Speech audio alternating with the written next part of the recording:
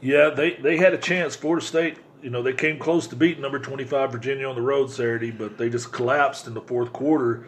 And it's the same old story with them. 10 penalties. They just looked out of sync, and they could be going to looking at another season with no bowl. Willie Taggart's probably on the hot seat. Oh yeah, this Florida State team is not the Florida State team I remember watching with. No, with Bobby Bowden. Oh no, but this team. I mean, he's finding scapegoats in every possible way. Like first game against Boise State. Oh, that was the trainers because we weren't hydrated. And then this one. Oh, it's the coach. Dude, you are the boss over. You're the. Yeah, you know what? There's somebody else. There's a couple more coaches on the hot seat. Clay Helton, even though they were 2-1. I mean, with Lynn Swan stepping down, whoever they get as a new athletic director, he's going to want his own guy. Mm-hmm. And who could be just ready to step right in there? Urban Meyer. Yep. I mean, it's ready made for him. Mm-hmm. So and he doesn't worry about playing in the cold weather. Man, if you get him there, and then the other coach that's on the hot seat, of course, is good old Chip Kelly. Man, he is just after getting just blown out like that. I don't think they're going to keep him. I don't see how he stays for the season unless they just don't want to pay his. I read a report that he's 5-24 ever since he got fired from the Eagles. Yeah, I mean, because when he went to San Fran, they soured on him real quick, and he's been getting drilled there at UCLA. I mean, they just didn't even look competitive. They just looked like they just showed up to get their paycheck to play the Oklahoma. I mean, and I was watching a video feed from Twitter, and they zoom around, and one side is totally empty, and then the camera turn and all. Oklahoma had more people than they did. Oh yeah, and like this the apathy there. I'm like, man, you can't have that. You need some enthusiasm. He just whatever he's selling, they're not buying. I mean, he's not rallied.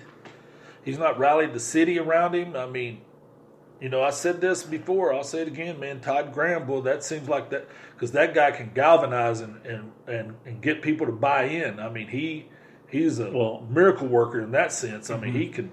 And in the last 2 years, a lot of top recruits decommitted from out of UCLA.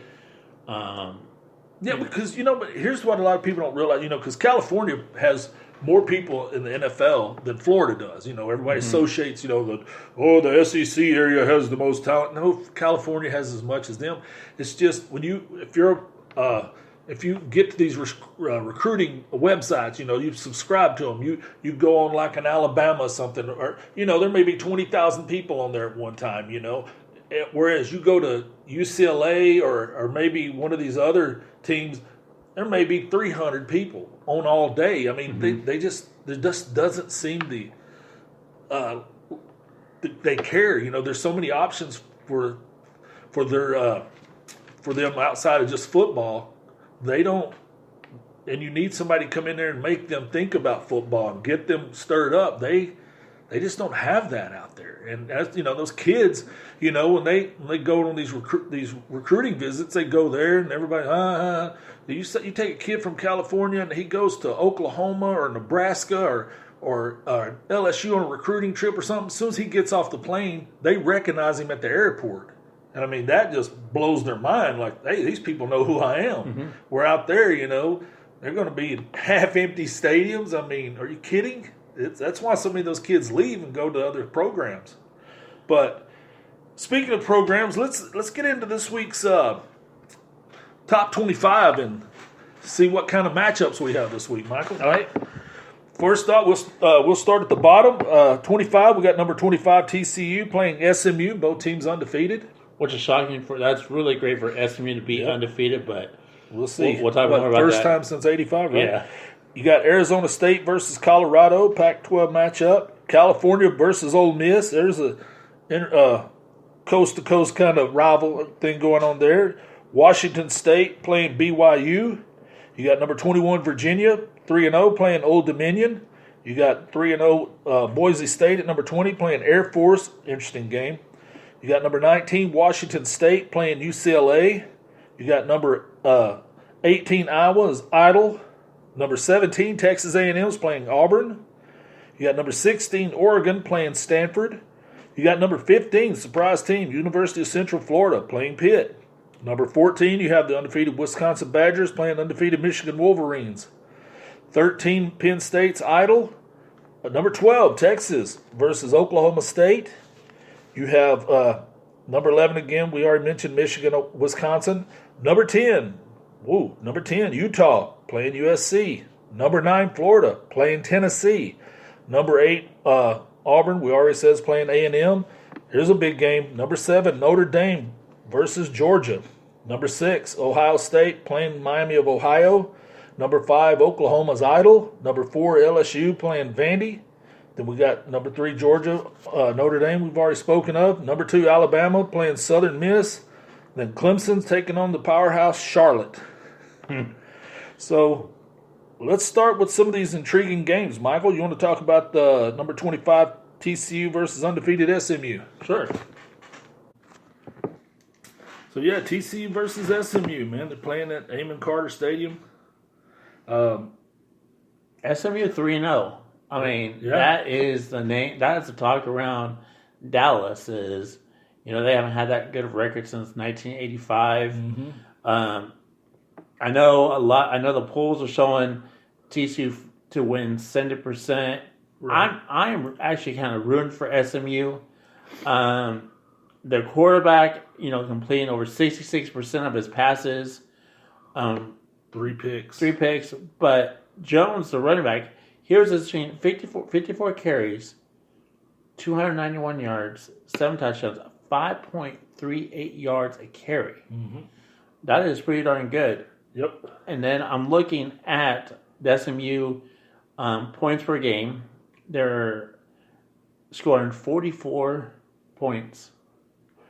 Yeah, but those, that's against Texas State, and mind you, they beat North Texas. That's a pretty good team. But their quarterback, Shane Buechele, former Texas Longhorn transfer, 3 interceptions against those lesser teams could be a trouble for him playing against that ball hawking secondary of TCU though. But look at the yards passing average for SMU is 300.3 to 179.5. Yeah, but look at the yards rushing. That means I got the yards. I'm running the ball, and you're sitting on the sidelines. I'm eating up the clock. If you don't have a dynamic quarterback, playmaker at quarterback, then you're going to load up, run heavy, and keep the clock going and keep the other team on the sidelines. Sir, I gather you're running for TCU. Yeah, because I'm a Big 12 fan, so. And like I said, it's hard to root against. It's hard to go against Gary Patterson like on this right here. But looks like he's going to stick with Dugan at quarterback, but Buechele, he's played big games, big teams, man. He's played against them better competition than Dugan has. He's young and everything, but I think just being the home atmosphere and everything, and the defense is such a step up from what SMU has seen all year that I think that's going to be the difference in the game right there. Do you think it's going to be a blowout, or do you think it's rivalry game? So I'll say, aren't they battling for something? Isn't it like iron skillet or something like that? But I think I'll say TCU probably beats them by 10. What was the next game you want to look at? The Arizona State versus Colorado. I know that's one dear to your heart. Oh yeah, that was a really. This should be a really good game. Jim, I want to talk about Colorado at Arizona State, and I think it's going to be a reality check for Arizona State after that win against Michigan State this past weekend. I'm saying Colorado, coming in 2-1, they lost to Air Force. They're out for blood. I'm looking at the points per game. Colorado's scoring 36 points a game to Arizona State's 19.7. But that's skewed. I mean, because come on, you played Michigan State and they don't score. They scored 7 points. So that's, yeah, they don't allow any points. But I see what you're saying. You know that they've scored 30, and Arizona State hadn't scored. They scored 30 against 31. No, they lost. They scored 20 against Fresno. They scored 30 against Kent State. And then, yeah, they're just. I mean, Colorado they beat Colorado State, they beat Nebraska at home, they lose to Air Force in overtime, which was a shocker, and now they play on the road.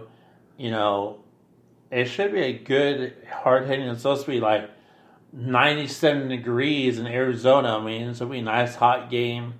97 degrees? Yes. Man, that's going to be tough for Colorado. Yeah.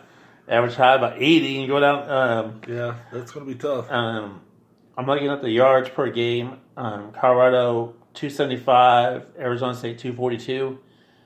You know, I mean, unless Arizona State's for real, you know, unless they soak up that win that they had against Michigan State and they come home fired up, ignited. But I mean, they're predicting over 71% is going to be for Arizona State, you know, so 21 for Colorado. So who knows, you know? Well, I mean, when I look at it, I don't think Colorado can run the ball on them. I mean, that Arizona State defense is stingy. You know, like I said, I watched Michigan State have a hard time moving the ball on them. I mean, they're only allowing like 90 yards rushing. Mm-hmm. And they're again, some of this is skewed because of how inept Michigan State's offense is. But, you know, they're only giving up 200 yards passing, allowing 300. But they're themselves, you know, they're only averaging 355. So with Herm Edwards being the defensive-minded coach that he is, you know, they're going to be hard to score on. Mm-hmm. And I think that Colorado is going to have to play mistake-free football to beat these guys. Their defense guys step up. You know, I've seen the defense against Colorado State and Nebraska. You know, and that's the defense that they need to have to come into Arizona State because it's going to be a hostile environment. It is, Pac-12 conference game. So, I would just, you look at the quarterback. I mean, that kid is just that freshman quarterback is really, really good for Daniels. He's really good for Arizona State. So I'm going to go with Arizona State. All right. And you're picking Colorado. Okay. So we disagree on that one. Next one I kind of want to take a look at is Washington playing BYU. Yeah, this one's interesting. BYU is coming off that huge home win against USC, and now you got Washington coming in with just even more prolific offense. So I kind of want to pick BYU on this, but I think Coach Peterson just has, Eason and them boys just. I just think they're just going to score too many points for BYU. I just don't think BYU is going to be able to keep up with them. I'm looking at the wins. They beat Hawaii. Washington lost to Cal. Versus BYU. Beat USC. Beat USC. I mean, I'm really saying BYU in this game.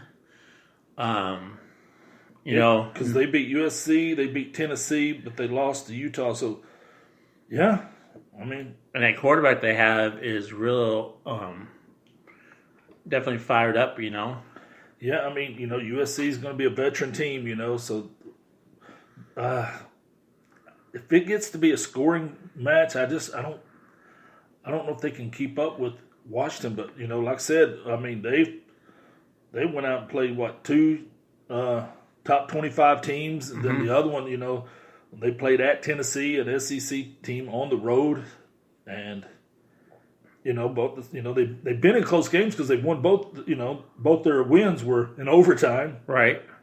So I don't know, man. I still think Washington might beat them, and I think it's going to be But being at home has something, you know. Oh yeah, being at home and